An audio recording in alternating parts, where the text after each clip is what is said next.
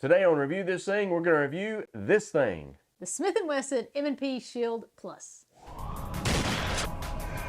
Hey, this is Adrienne. And this is Robbie with Review This Thing. Where our goal is to always bring you the most honest, thorough, unbiased, unpaid reviews on YouTube. Today's video is a little sad for us because this is the final installment of our complete reviews of the videos we featured in our best 9mm for the female shooter video we did back this summer. We've done complete reviews on 7 other handguns we featured, so if you get a chance and you're interested, make sure you check those out.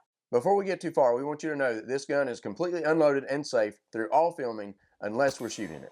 We've done a lot of shooting and testing on all the handguns, but this one probably more than others. I picked it up almost a year ago and we've shot it a lot. So we're ready to tell you what we think. So let's review this thing.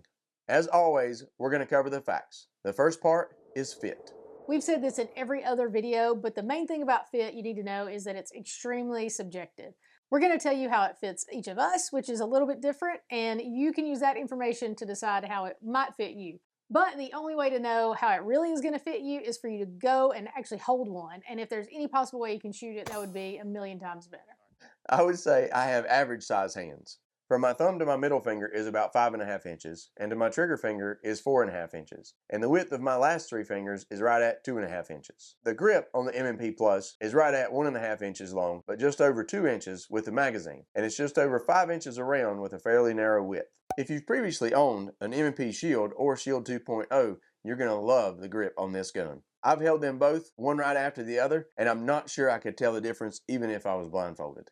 The curves of the grip really help it fit naturally into the palm of my hand. However, the grip isn't actually long enough for all my fingers to fit on it. The magazine has an extra piece on the bottom of it that my pinky rests on, and because of that, makes it the perfect size. So I, of course, have smaller hands. So the first thing I would say is I definitely agree with Robbie. I like the curvier shape of this grip compared to others, especially the grip that it has on the sides. It makes it fit very comfortably into my palm, so I feel like I have a good hold and more control. And as Robbie mentioned, even with my little bit smaller hand, all of my fingers don't fit on the grip. I would really prefer that they did. I know the magazine helps, and I don't have any pinching on my pinky like I did with some other guns, but I would still rather have my whole hand on the grip itself. Another thing we like to cover in fit is how easy it is to reach the controls without having to move your hand.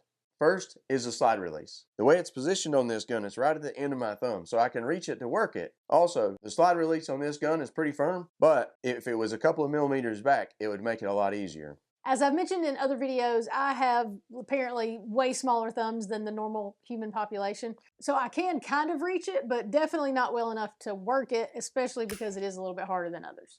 Next is the mag release. Based on the curves and the slim fit of this grip, it's very easy for me to reach the mag release with my thumb and not move my hand. So my short thumbs cause a bit of a problem here too. I can reach the mag release from my natural grip, but it's not comfortable and it's definitely not easy. And finally, reaching the trigger. The trigger distance on this gun is right around 2.75 inches. That's definitely an easy distance for me to reach. It actually fits me pretty well too. I have a fairly easy time reaching the trigger on. Overall, having owned 2 M&P Shields already, when I picked this gun up and it fit exactly the same in my hand, I knew I was going to like it. And I do like the fit of this gun a little bit better than some others. I do wish the mag release was further back and the slide release, and I wish the grip itself was longer. Because it fits me very well, and except for the few things that Adrienne mentioned, we're going to give fit a 4.8 out of 5. Now is the Smith & Wesson M&P Shield Plus as advertised. The first thing they advertised is a flat-facing trigger for more consistent trigger finger placement, allowing for more accurate and repeatable shooting. I do really like that flat-facing trigger. I have been pretty accurate with this gun. In fact, both of us have been pretty accurate with this gun. The next thing they advertise is an enhanced grip texture, allowing the shooter to manage recoil and keep a firm grip. I definitely like the texture grip of the Shield and the Shield 2.0, so naturally I figured I would really like this one, because this is supposed to be the middle ground between those two. Whether it's the grip or the fit, I would definitely say that recoil is very manageable on this gun.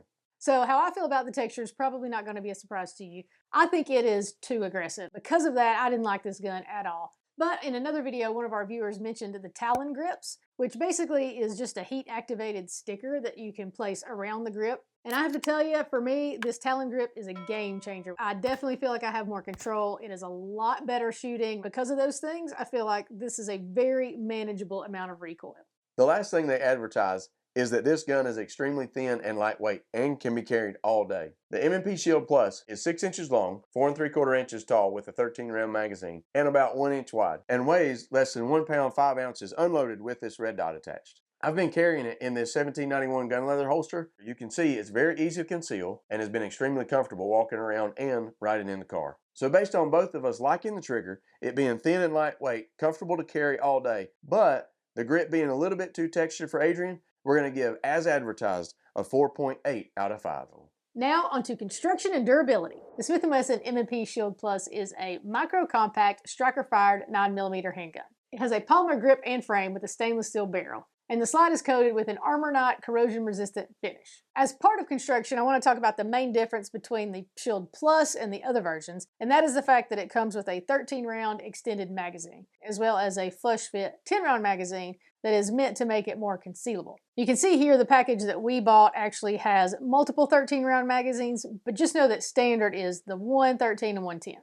It has a flat trigger safety, which I feel like is very natural and comfortable. And I do feel like the trigger seems to break right at 90 degrees, which is a great point in the squeeze. Both of these things seem to help make it very accurate and consistent. Smith & Wesson also makes this gun with a thumb safety version if you'd rather have that. Now we measured the trigger pull right at about 5 pounds, which both of us agree is a very good weight. It keeps me from pulling down too much on the gun in anticipation and makes it very easy to shoot this gun. Another nice feature of construction is the grip has an 18-degree angle, which Smith & Wesson claims is the optimal angle for achieving a natural point of aim. I hadn't thought about it until we started working on this review. I don't know if it's the optimal angle or not, but I am able to quickly get on target. And one of our favorite parts about this version is that it is optics ready. So all you have to do is just remove the plate that comes on it and mount the red dot directly to the slide.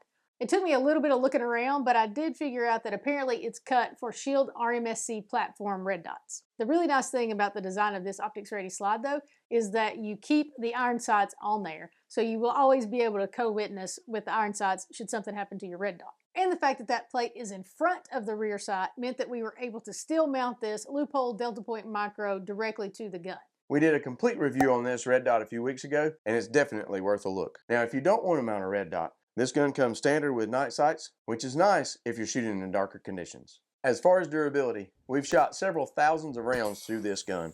We've had multiple shooters and at least 4 or 5 different brands of ammo. And to my recollection, we haven't had any misfires or jams, and it's remained very consistent throughout all that shooting. Overall, we really like this gun. I, of course, would prefer the texture that comes on the gun not be so aggressive, so we're going to take a little bit off for those couple of things and give construction and durability a 4.7 out of 5. Now on to testimonials and reviews. Even though this is a very popular gun, we weren't able to find a ton of reviews. Most of them were very positive with high praise, but we always want to tell you the complaints that people had. One thing we saw was a couple people didn't like the flat trigger. That's actually one of the upgrades that Smith & Wesson made to this gun from the older versions. As we said, we both like it, but, to each his own.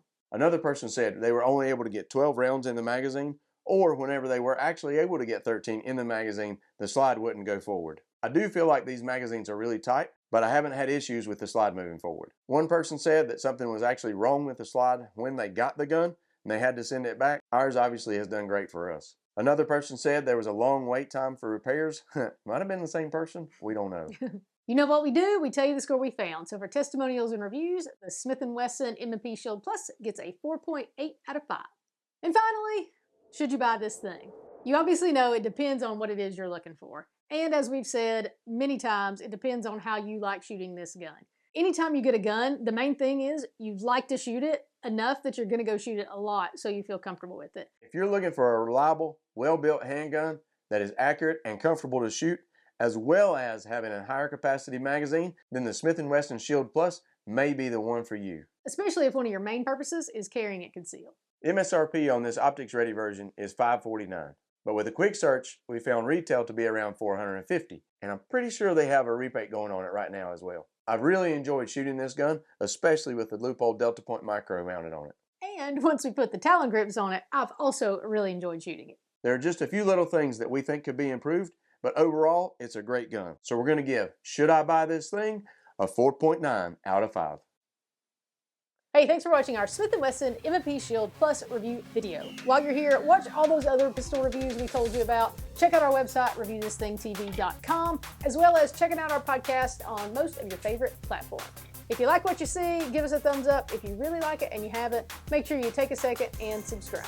And as always, thanks for watching.